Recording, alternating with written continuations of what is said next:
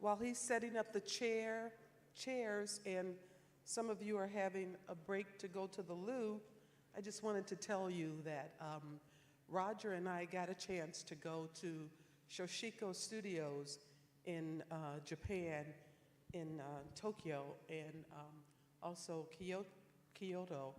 And they were very surprised at Roger's love of Ozu. They said that Ozu was one of the most Japanese of all Japanese film artists. And they didn't think that American audiences would appreciate his movies because some of them were kind of slow moving and so forth. But Roger talked about the composition of, and Ozu's, as you can see in almost every frame, Ozu's compositions were so beautiful, and he very carefully put things in the frame. Well, you know, someone's phone kept going off the whole time. It was a battery. What was it? It was like a battery was dying or something. Can you please check to see if it's your phone or some device that you have? But it kept going off almost the entire movie, which was kind of annoying.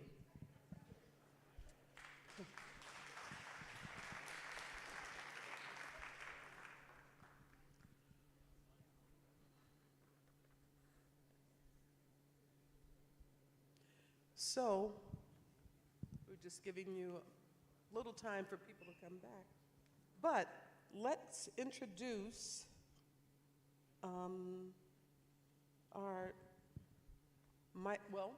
Michael Phillips is the film critic of the Chicago Tribune. He co-hosted At the Movies opposite Richard Roeper and later A.O. Scott. More recently, he presented 100 plus films on Turner Classics Movies.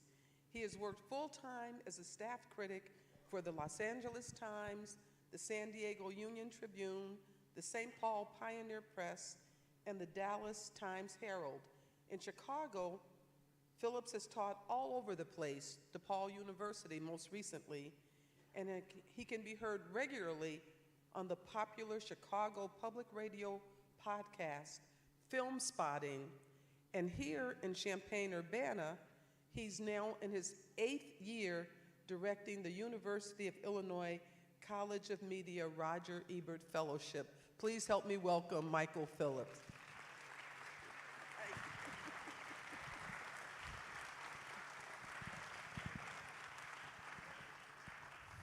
Michael's going to moderate, and he's going to be joined by Nick Allen, who is the senior editor at RogerEbert.com. He's been writing about film online since 2007, contributing to various publications, including The Playlist, Vulture, Mel Magazine, and RogerEbert.com. He has been a member of the Chicago Film Critics Association since 2010, and you can follow him on Twitter at Nick Allen at Redo.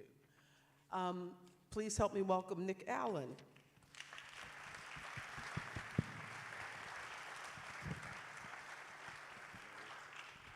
And I would like to remind you, this is the social media age. We are, if you write about something or post something, you can do it under the hashtag Thumbs Up Ebertfest. I think, is that it? Yes, Thumbs Up Ebertfest, yes. Hashtag Thumbs Up Ebertfest. Thank you. What a movie, am I right, everybody? Right. I love it that this was a clear, I mean, it really kind of wonderful to have this idea that we had Hitchcock's 39 Steps last year, again by popular demand, and Ozu's Tokyo Story. So congratulations to you folks for your excellent taste, for God's sake. Good work. I hadn't seen this for a few years. I deliberately, I saw it quite a bit when I was younger, and I think I originally saw it on one of the double bills at a repertory house in Minneapolis where I went to college, and it's the kind of thing that they would throw on with usually something that made some sense but not really much sense. I think I saw it with a double bill with Seven Samurai, Kurosawa's Seven Samurai. So I came out in every possible human mood after that. And I don't think I mean, I loved it. It's a film I think that changes as you change. I think all films do. But now I just feel that if anyone's ever been either a child or a parent and alive, they should probably have some sort of relationship to what's going on to this film that used to be decreed originally, as Chaz mentioned, too Japanese for the global film market, a filmmaker, that is. Tell me about what you got out of it this time. That's kind of what I was thinking about watching it again, was about like this cycle of life that Ozu has been kind of covering in his other films. Like when you're a kid, you're a rapscallion. There's Good Morning, his film, and this, you have those bratty kids in this movie, and there's other ones a part of this trilogy that Tokyo Story is a part of, the Noriko trilogy, that has the same kind of dynamic with, you have like the kids, and then you have these people who are working to become parents, or they're becoming not lonely by getting married, and they're trying to appease these their parents, and then you have the elders, so to speak, who are so experienced with life, but are no kind of less. They're met with so much pleasantries, but they're never kind of defended from heartbreak, essentially. But with that kind of context, I was really struck watching again how much they do kind of talk about the problem, essentially. When I first time saw it, I was like, it's like they're saying kind of like all the loud parts quietly about their dynamic, which kind of makes it so powerful to me.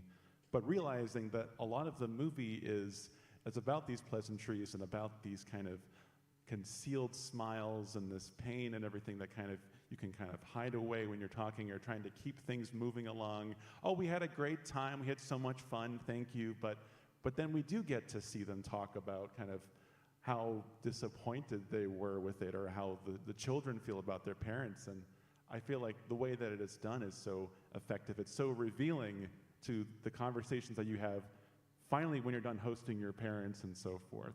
Yeah.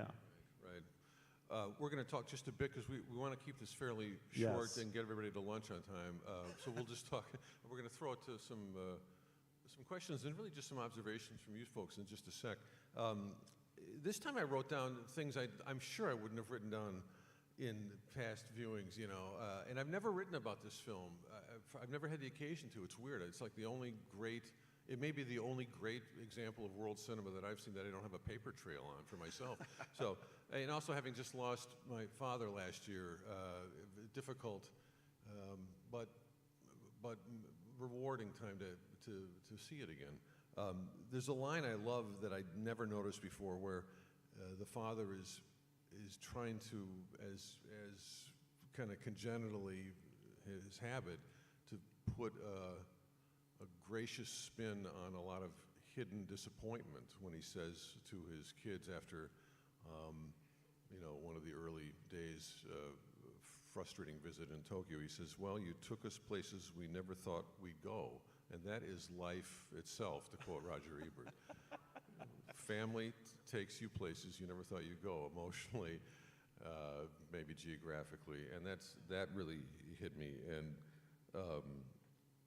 I also, you can't not talk about the visual poetics of this picture, because it's every minute, every fragment of behavior is framed in a way that no other filmmaker ever did it. There's the stuff people have, it's more noticeable, and I think written about, exhaustively, where it's the low camera placement, where, in sort of generic terms, it's been compared to if you're kneeling on a tatami mat, it's about that height. Every shot, it's actually lower than that. It's about a foot. The camera often went as low as 1 or 2 feet off the ground, and they raised a lot of the sets in a lot of his films accordingly.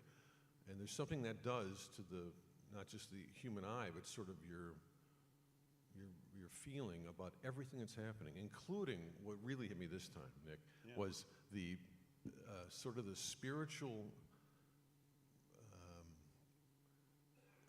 beauty of an empty room. There's so much we see just before somebody enters it or just when nobody's about to enter it, and we just simply are living with what they've been living with, just like we're in these conversations that they've all been living with for a long time. But that's some of what just knocked me out this time. And you know, if you cry, you cry. A lot of people think it's not, although Ozu himself considered it one of his most melodramatic films, it's not the kind of melodrama a lot of people would equate with melodrama. Because it's what's happening. It's the unstated. We should mention too that the screenwriter Kogonara, was loosely inspired by the Leo McCarey film Make Way for Tomorrow, a Hollywood film released in 1937 that will shred your heart and then stop it. And a beautiful film, beautiful, and it's almost as great in a very different way. That one takes place sort of a few years into the Depression, with really dire economic straits and a lot of variously ungrateful grown children wondering how to deal with mom and dad after they literally can't afford to live in a house anymore together. This, it's a different situation here, but Ozu was like many, I wouldn't say most necessarily, but many great filmmakers. There's a lot of Hollywood either accepted, rejected, rethought, or recast, as David Bordwell, a friend of the festival here, once said. But yeah, that's some of what I had. I don't know. What is the visual effect of Ozu's approach for you? Maybe it might be the close-ups, realizing how much the idea of shooting someone close up like that, to have Noriko look at you and to really kind of appreciate every bit of her eyes and her mouth, or to have the father or the grandfather, how impactful it is to make a shot where it's just them, there's nothing but you're focusing on eyes and mouth. I think that was really something I kind of noticed, or how much that's ingrained in the storytelling visually. But I think we need, was this more of a comment than question kind of situation? If people have something they want to say about Please, the movie. We'd love to hear from you. Since you guys chose it, let's go. Yeah, exactly. Oh, Brian, we have a managing editor of Roger Ebert waving his hands over here. Stand up? Sure. Brian Tallarico, ladies and I'm gentlemen. Brian Tallarico. It dawned on me while watching this that, especially for people in an audience like this, it might be like their first film from Ozu or from this era. And Nick, you mentioned some other films. One of my favorite things about Roger was movies like this being gateways. So what would you recommend people watch next, either of Ozu or of this era, or even people inspired by him?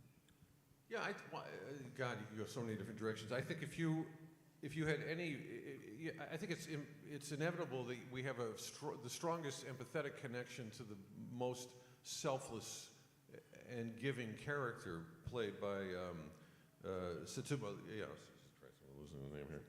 Yeah, Setsuko Hara, who made 6 films with Ozu, starting with Late Spring, and that's a film I would highly recommend. She's interesting career.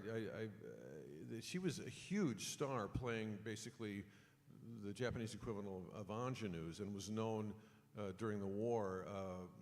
She made a lot of films just for the propaganda effort for the Japanese government. And she was known as the goddess of the home front, waiting for her man to come home, and it's exactly the same kind of films Hollywood was making from a different perspective. And I definitely recommend Late Spring a lot. So yeah, that's mine. Co-sign Late Spring, also an important kind of context about this being the 3rd movie in a trilogy about Noriko, played by the same actor, with the same name, but not as the same kind of family. I would also encourage, those are available on streaming certainly, to watch those previous 2 movies. Would be Late Spring and Early Summer. They're not as refined as Tokyo Story is, and that kind of becomes apparent, but they do wrestle, face, and languish in questions about marriage and family, and not leaving your parents alone by moving on, essentially. And which makes this movie all the more poignant, because Noriko is such a ballast. She is so incredibly wise in such a natural way.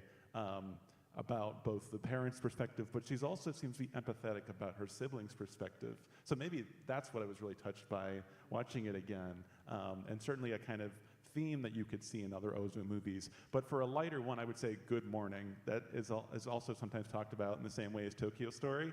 If you want a movie more from the kid's perspective, or from that kind of POV, or that joyfulness, that rapscallion nature, Good Morning is recommended. So we'd love to hear. We'd love to hear. Where is this? Question from the balcony in the center. Got it. Hi, I was wondering if you could situate this movie in the history of Japanese film at the time. That's a big one. Yeah. I mean, Ozu's first film was 1929, and he died in '63, I think. That was also the year that Hara, who plays Nori, quit the industry cold and went into a Garbo-like existence. She lived to 95. I mean, this is just sort of a personal, a narrow history. But, Ozu started in the silent era.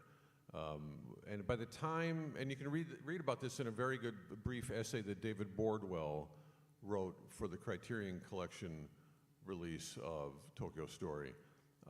By the time this film came out in 1953, 8 years after the end of the war, Japanese cinema had already started to make its mark globally in a big way. You had Rashomon had been out for 3 years, which really changed things. Seven Samurai was just around the corner, 1954, 1 year later.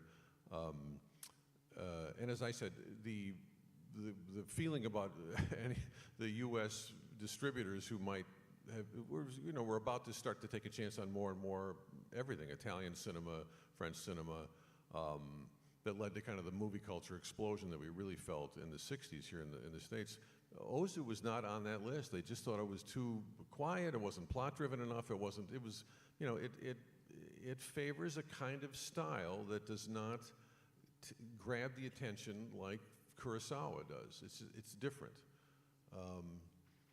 and I mean, thank God we have it, because now somebody's made the reference.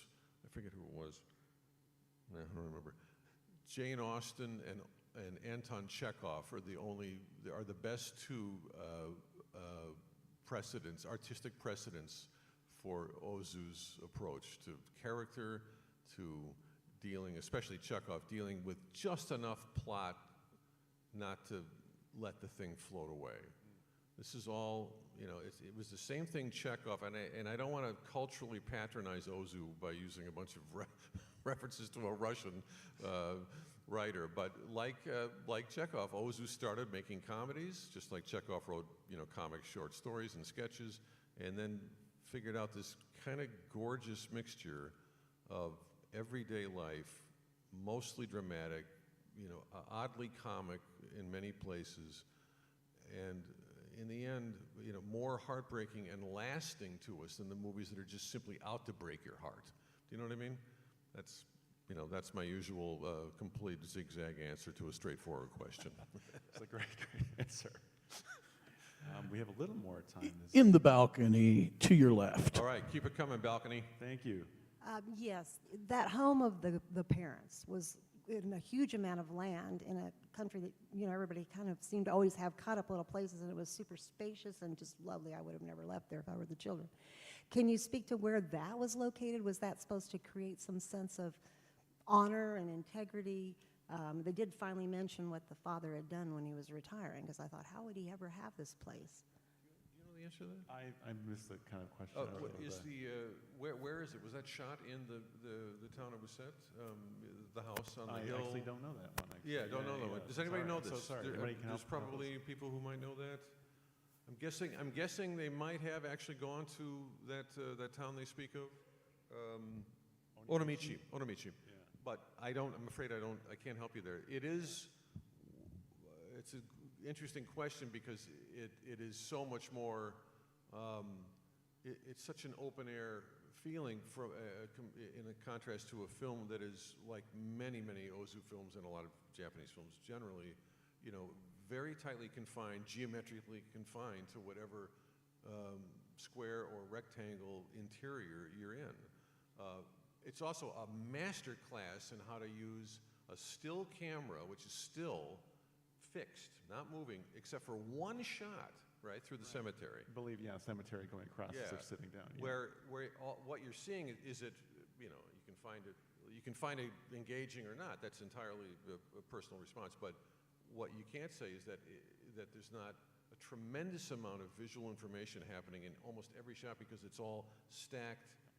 The depth is amazing, and that's how you, with the slight telephoto use of that 50 millimeter lens, I think, and you just, without cheating, without opening up, a living space that would make it false to the real one.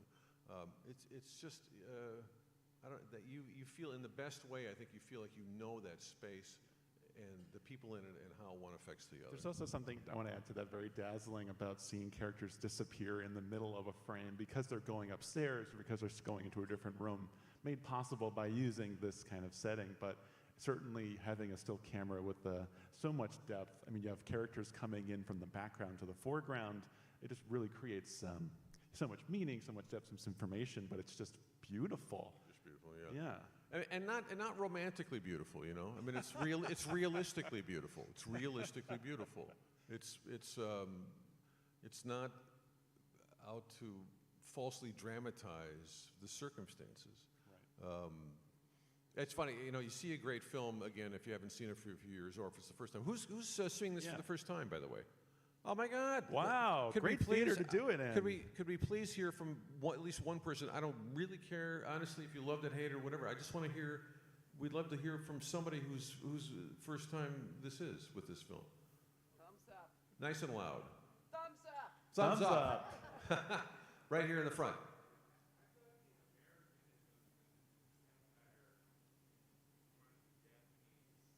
Good and loud, sir.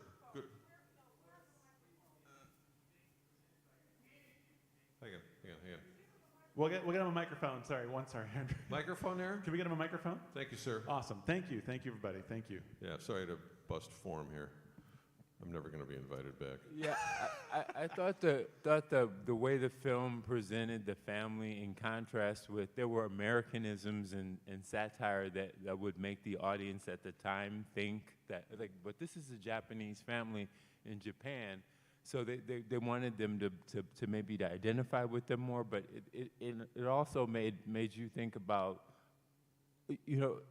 is this the way Japanese people, families organize and construct and exist? And that was the thing, and that's what they wanted to make it more realistic, but by using ain't and other things, it made you step back from their reality and question something. I think that's a case where my memory is that an older print, the one I would have seen in 1978, 79 for the first time, had a much stiffer and rudimentary kind of English translation in the subtitles, where you didn't necessarily get the regional differences, where you're talking about, it's a class thing and also a provincial thing, where some characters speak in that, less polished, sophisticated city way, right? And yes, and we're still, again, the English language equivalents might be a little off in case, but I think we're getting a more accurate round this time. Yeah. And it is also, for anyone who goes home and watches it again on HBO Max or anywhere else, it's not that translation, I noticed. So the language does make a bit more of a difference of showing kind of where they are and how relaxed they are. Good point. Who else? Oh, you took it. Sir, could you swing down here for in the middle of the front row? Oh, he's coming back. Thank you. Thank you. It was my first time, and I have a Japanese wife and Japanese parents in Japan, and it made me empathetic to make a plane trip. to see them Who because did you they're in most their relate 80s. to or as in the I'm movie? sorry? Who did you most relate to, or who did you kind of feel the most from? I like Noriko. Yeah. Yeah. Yeah. Okay, right here. Oh. I see a hand. I'm sorry. I'm sorry. Scott. I should just step out. you know. This will be the last question. Okay, thank you. I just have a quick question. Do you think this film would have been as effective as it was if it was in color? I thought it was brilliant that it was in black and white. 1953, obviously, it could have been a color movie. So, It could have, but I don't I know. think it'd be more distracting. I think that's a great point to how the movie simplicity is not a bad thing. We've used that word to kind of use this demeaning thing, but it really kind of makes you focus in on so many details for what you do have there. And I think color would almost be distracting. Or you don't need the color to see the piece of clothing that she wants at the end that has a certain look. You don't need that. I think you need shadow, you need depth. Color, I think, would be distracting, but I think that's a great question. That's a good point. Yeah, I think when I think of the other films right around that same time that really made America aware of what we were about to get and about to learn about with Japanese cinema, this film, Tokyo Story 53, Seven Samurai. 1 year later, I don't want to. Well, I don't want to see a colorized version, but when you just think of everything that goes into composing black and white imagery this distinctive, it's sort of unthinkable any other way to me. And it was wonderful to see it in this theater on this screen with an audience that picked it. So thank you very much. Thank you, everybody. Thank you.